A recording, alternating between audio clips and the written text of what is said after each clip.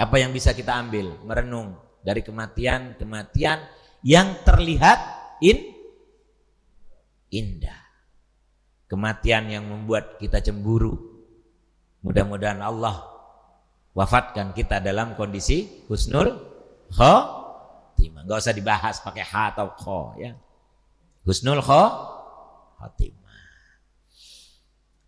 Saudara-saudaraku yang dirahmati Allah Subhanahu wa taala, ternyata beliau setelah membaca dan menggali dari beberapa referensi, Bapak Fulan ini tidak pernah lepas dari yang namanya Al-Quran. Sudah dengar ya? Tidak pernah lepas dari saya ingat, yakinnya saya ingat ya. Dulu waktu di pondok tuh saya naik lin pun saya baca Al-Quran. Sekarang enggak, karena ada HP akhirnya lebih banyak muhasabah. Kita kan harus jujur ya. Lebih banyak baca WA daripada baca Quran. Tidak pernah lepas dari Al-Quran. Beliau punya mushaf kecil yang dibawa kemana-mana dan tidak pernah lepas dari hatinya Al-Quran itu. Kemudian keluarganya banyak putra-putranya yang ditaruh di pesantren untuk menghafal Al-Quran. Kemudian beliau punya apotik ya. Beliau tidak pernah lupa untuk selalu mendoakan orang yang membeli di apotiknya. Selalu mendoakan. Kalau kita kan enggak, Bu. Ya. Kalau orang enggak suka sama kita sedikit, ngapain doain orang ini? Orang benci sama kita, yang kita doain adalah orang-orang yang baik sama kita. Ya, Bu. Enggak lah, Bu. Oke, mendoakan. Itu hikmah yang kedua. Kemudian kira-kira pelajaran apa lagi yang bisa kita ambil dari kematian beliau melalui dari video beliau? Halo? Enggak? Oke. Selalu mendoakan orang, selalu tidak lepas dari Al-Quran, dan banyak. Kita bisa jadikan mungkin sekaligus jawaban dari pertanyaan yang ketiga ya Bu ya. Kadang-kadang ngaji itu perlu motivasi. Ya?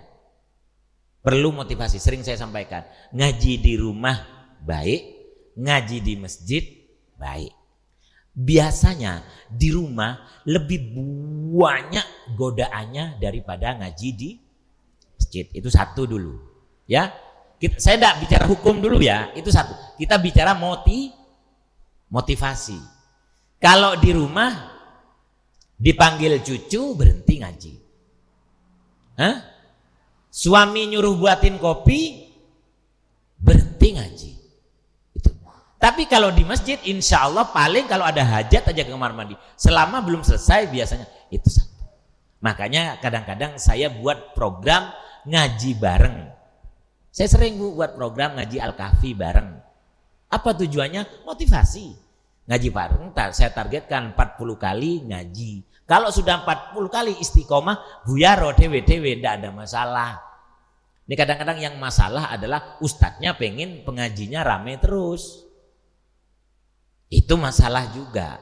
Kalau Anda sudah merasa terbiasa, bisa ngaji sendiri di rumah, ya silakan ngaji di rumah, tidak ada jeleknya. Bahkan ada hadis yang berbunyi nawiru buyutakum bi qiraatil Quran. Terangilah rumahmu itu dengan membaca Al-Quran.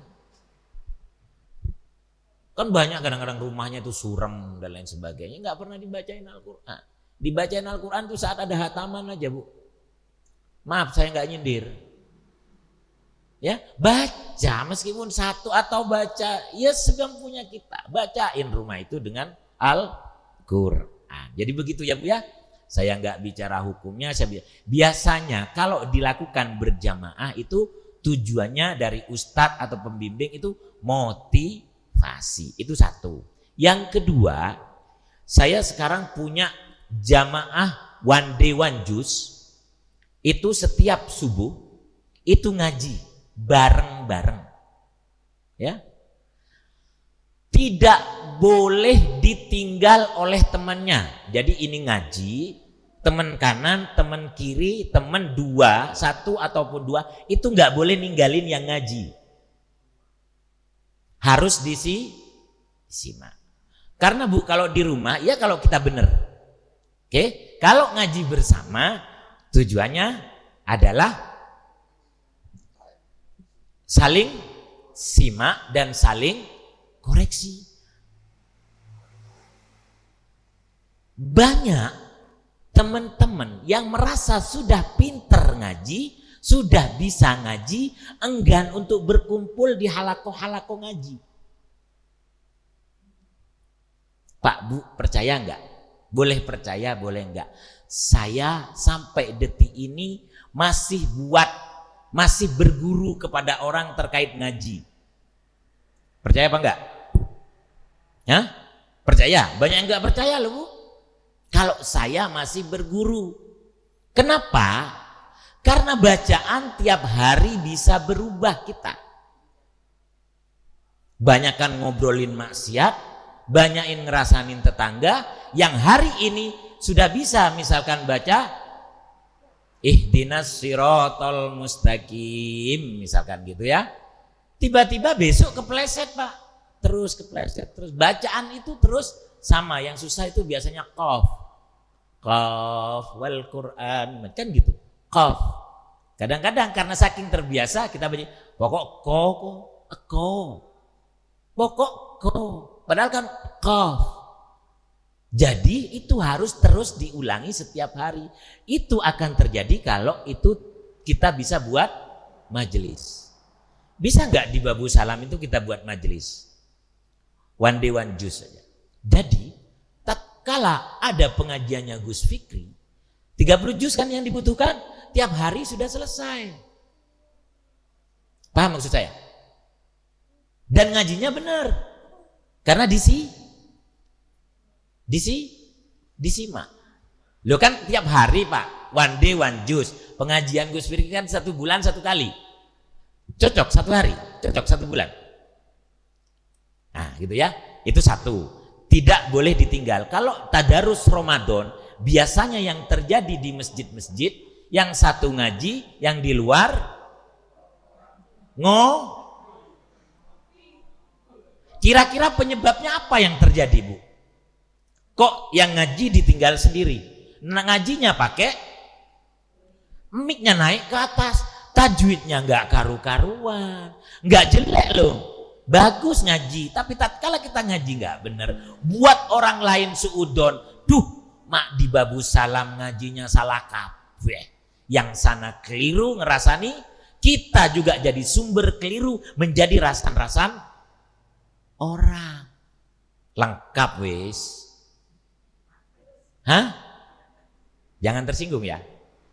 Kita sama-sama memperbaiki. Dan saya punya contohnya dan punya metodenya. Itu ya. Kenapa kira-kira kok terburu-buru? Kok ditinggal? Karena yang ngajinya lama. Betul. Kalau enggak 1 juz, kalau enggak 5 lembar, kalau enggak 3 lembar, berhenti. Jadi yang nyimak ini terlalu keras. Terlalu keras. Tes segini ya. Segini. Suara saya besar sebenarnya Bu. Sudah. Karena terlalu lama. Jadi yang nunggu sampai ngantuk, pegel, apalagi ngaji ada ke sana ya, pakai mic. Wah, datang bawa kopi. Wis godaannya itu besar banget itu wis. Ada bawa kopi bawa gini ya. Maka saya buat peraturan. Yang ngaji gak boleh lebih dari 1. Kadang-kadang gak boleh lebih dari 2 makro. Kalau 2 makro kan gak adil. Bisa panjang, bisa pendek. Tapi kalau 1 lembar, adil. Baik yang pinter, yang bacaannya bagus, ataupun yang nggak bisa sama sekali, silahkan ngajinya 1 lembar. Adil? Dan untuk menjaga perasaan, biasanya kalau sudah ngaji sepuh-sepuh, posisi di masyarakat dia tokoh, posisi di pemerintahan dia adalah pejabat, posisi secara ekonomi di masyarakat dia tinggi, bagaimana menjaga perasaan? Terus ditegur, aku iki nang kantor gak enek sing wani negur aku. Lah kok nang Masjid Babu Salam enek sing negur aku. Benar? Tersinggung maka besoknya enggak ngaji, duson. Padahal Al-Quran itu kan teman kita di kuburan, betul? Al-Quran itu syafaat kita juga loh. Bahkan dia jadi penghalang dari siksa kubur. Lah baru dirasani sebentar, ditegur sama Ustadz Fikri, salah kok, wakolat. Jadi itu bagi teknis-teknisnya nanti. Kalau mau dibentuk silahkan bentuk, mungkin muslimat 10 orang atau 9 ngaji. Ingat, kalau masih nggak sesuaikan, teguran dengan kemampuan. Paham ya? Contoh, Bu Gatot ngajinya masih, misalkan, jangan tersinggung, misalkan ngajinya ketukannya sudah pas, matnya sudah pas, panjang pendeknya sudah pas, tapi yang tahu ini sudah fasohahnya sudah bagus. Misalkan kapan dia 5 harokat, kapan idza jaa, itu kan harusnya 5 ya. Idza Bu Gatot masih penting idza jaa. Itu kalau belum nyampe ke levelnya nggak usah ditegur. Yang ditegur salah bacaan saja. Dulu waktu awal-awal saya buat program ini banyak yang protes. Ya, banyak yang protes. Kok salah nggak ditegur? Awal itu saya batasin teguran itu maksimal 3, Pak. Saya buat program maksimal 3. Kalau sudah 3, misalkan siapa namanya? Zahro ikut ngaji, ngajinya masih masa mau ditegur terus selama 1 lembar? Gak mari 1 juz 1 hari. Oke? Tapi minimal kita sebagai, saya sering Pak, tatkala beberapa hal itu saya kan juga, misalkan sudah selesai, saya kan keluar. Sering saya pergunakan ini. Saya rekam suaranya dia ngaji. Oke? Kemudian nanti setelah subuh, setelah sampai di rumah, saya kirim ke orang yang bersangkutan. Saya kasih evaluasinya. Tersinggung kira-kira? Orang itu kalau tersinggung ditegur di depan orang banyak, 1. Itu yang membuat tadarus kita ya ya kayak gitu dah. Ya. Sampai jauh-jauh itu ya. Nanti mungkin di Babu Salam silahkan terapkan. Yang nggak bisa jangan pernah merasa gengsi. Oke? Sepakat? Sepakat? Kok nggak ada yang sepakat nih? Yang nggak bisa jangan pernah merasa gengsi. Ya? Yang pinter jangan pernah merasa sombong, karena sombong adalah pintu masuk neraka. Paham? Sepakat? Kalau ini ada, insya Allah programnya jalan. Turunkan ego. Pak Bu, coba kalau dipikir, kalau saya yang ngaji dulu dari pondok, ngaji terus, pas nemenin kayak Zahro ini, ya apa perasaan? Nemenin darus, orang akan pergi kurang kerjaan, Tapi sesungguhnya, saat Zahro baca, saya kan bisa nginget terjemahannya apa, betul? Ingat terjemahnya. Jadi Zahro baca, wa idz qala rabbuka lil malaikati isjudu li adam fasajadu, misalkan ya. Apa artinya yang dibaca Zahro? Saya belajar kan? Gak nyimak tok bacaannya Zahro kan? Kemudian kita cari juga, oh yang dibaca Zahro ini kisah tentang apa sih? Oh tentang kisah Nabi Ibrahim. Nabi Ibrahim yang didatangin malaikat malam-malam toh. Oh, kenapa kok ayat ini datang? Loh, kan terus belajar, Pak. Oke. Saya pernah diprotes, kok nggak pernah ditegur. Akhirnya saya jawab, kalau belum bisa ikut duduk di majelis saya, nggak usah banyak Sekarang kan protes itu kan banyak dari orang luar, yang notabene sudah merasa pinter. Betul? Giliran bulan Ramadan, yang protes-protes ini saya simak ngajinya, saya rekam, salahnya banyak, Pak. Di atas langit masih ada sesuatu. Kita yang sudah merasa pinter belum tentu kita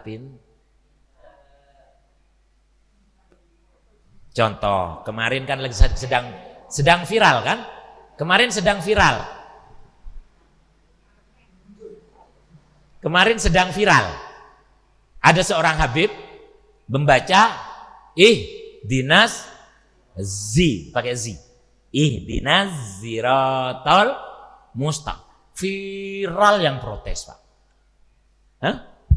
Padahal yang protes ngajinya baru di ngajinya baru di Jember, belum ngaji ke seluruh dunia. Dia nggak paham bahwa qiraah itu ada sab'ah, cara baca Al-Quran itu ada banyak. Yang kita dengar sering ihdinas siratal mustaqim, ada baca ihdinas siratal mustaqim, diprotes. Boyo jangan kebanyakan protes, perbanyak aja ngaji daripada protes bacaannya orang.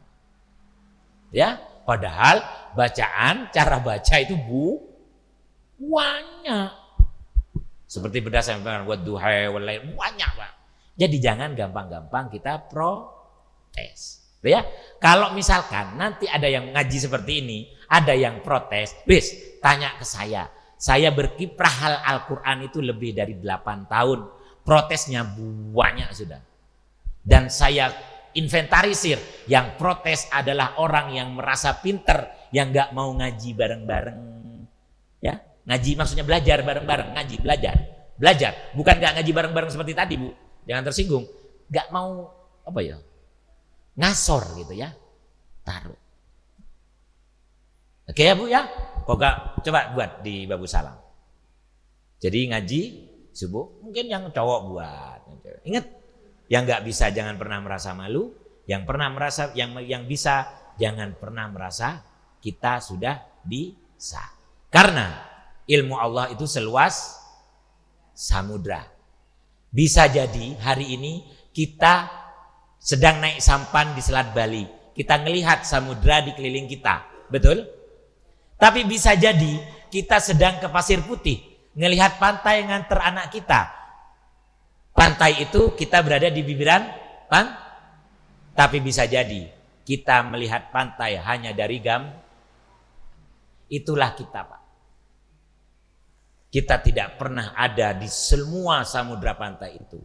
Ya, kita bisa jadi sedang di tengah-tengah pantai, bisa jadi di ujung pantai itu, atau bisa jadi jangan-jangan ini loh pantai Pasir Putih. Paham maksud saya? Oke.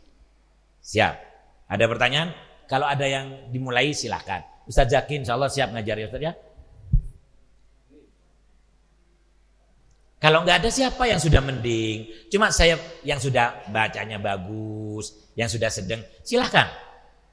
Atau pakai voice note deh boleh. Saya yang ngawasi dari rumah.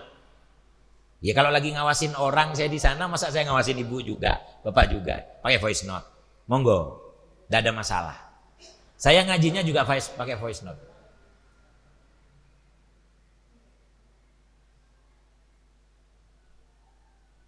Ini nggak terasa bahas itu sudah panjang.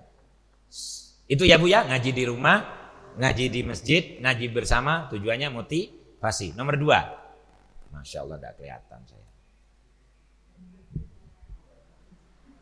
Oke. Sama dengan kejadian yang dialami oleh Ibu Santoso. Zikir gini. Kalau kita pahami, ulama itu memberikan jumlah, tujuannya adalah motivasi. Jadi apa yang dilakukan oleh Ibu Santoso itu benar. Gini, saya pernah menyampaikan bukan nggak boleh dihitung.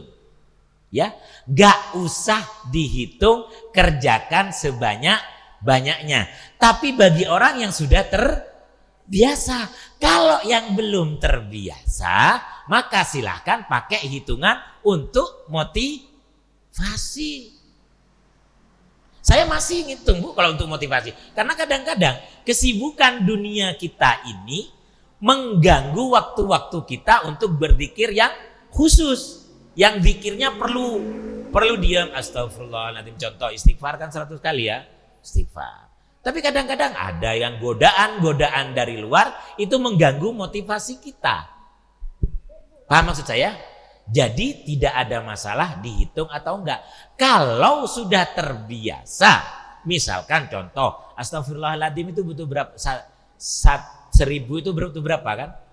Kan butuh 6 menit cuma astagfirullahaladzim, jumlahnya 1000, itu butuhnya 6 menit.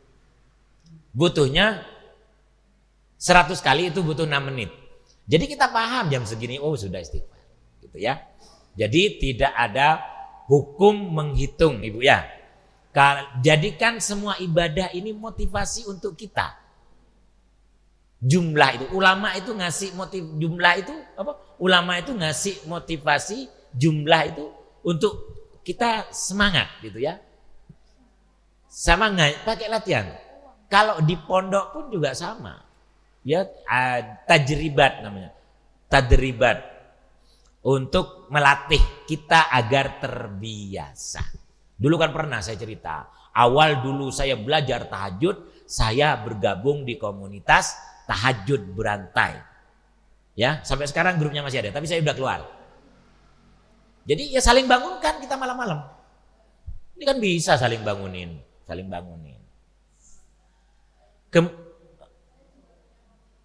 Komunitas itu ya, tujuan komunitas ini untuk motivasi. Kalau sudah terbiasa bangun, sudah terbiasa, oh aku nggak bangun jam 12:30 nggak enak. Ya itu kita sudah berada di situ. Aku tahajudnya nggak 12:30, aku subuh kurang 20 menit aja aku tahajud. Nah, ya kita sampai di situ. Kemudian gitu ya, terjawab ya Bu ya. Allahu a'lam bishawab. Tidak ada masalah.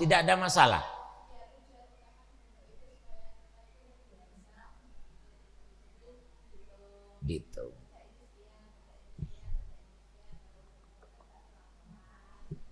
Ya. Motivasi. Oke.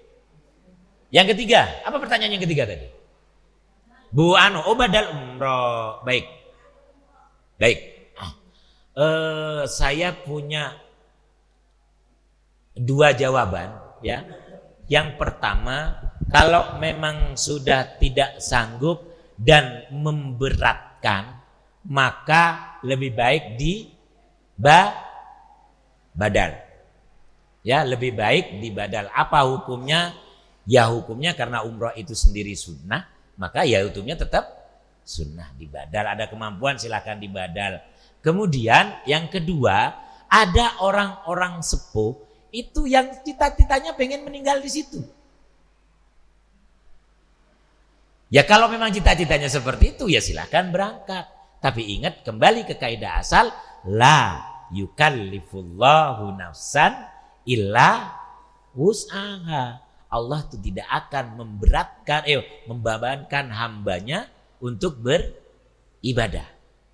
Ya, sesuai dengan kemampuannya. Gitu ya Bu ya. Insya Allah mudah-mudahan ini terjawab. Silahkan dibadalkan kalau memang tidak sanggup. Kalau memang sanggup, apalagi punya cita-cita untuk meninggal di sana, itu kan ada yang punya cita-cita seperti itu, ya silahkan lakukan. Cuman apapun yang terjadi, niatkan ikhlas lillahi ta'ala. Allah tahu apa yang terbaik buat kita. Kadang-kadang begini, Islam itu mudah apa sulit? Mudah sebenarnya. Cuman orang-orang sendirilah yang mempersulit. sholat 5 waktu ke masjid nih bapak-bapak nih. Mudah apa susah? Bagi berapa kalangan orang yang nggak pernah ke masjid, mudah apa susah? Susah. Ngeri itu ada komen kalau nggak salah di YouTube-nya Mas Izul kalau nggak salah. Komennya panjang dan ya nggak usah dibahas hal-hal kayak gitu. Itu biasanya gini, itu biasanya pendapat orang yang kayak tadi, yang berat ke masjid, yang berat gini, nggak usah ditanggapi komen, ya kita beristighfar aja yang banyak. Yang pasti kita ngaji, kita upload di sosial media bukan tujuan bahwa kita adalah lebih baik daripada mereka. Itu yang penting ya. Kita ngaji ini bukan kita ingin sok-sokan, tapi kita berusaha untuk terus menambah perbendaharaan bekal untuk menghadap Allah Subhanahu wa ta'ala. Wis fokus lillahi ta'ala saja, gak ada ngapa-ngapain. Apapun komentar orang ya biasa orang komentar, dan itu sah bagi mereka. Baik, itu saja. Gak sampai nih pelajaran ke anu ini. Kurang berapa Pak? Sudah selesai? Udah. Saya rasa itu saja. Tidak ada lagi pertanyaan? Cuk.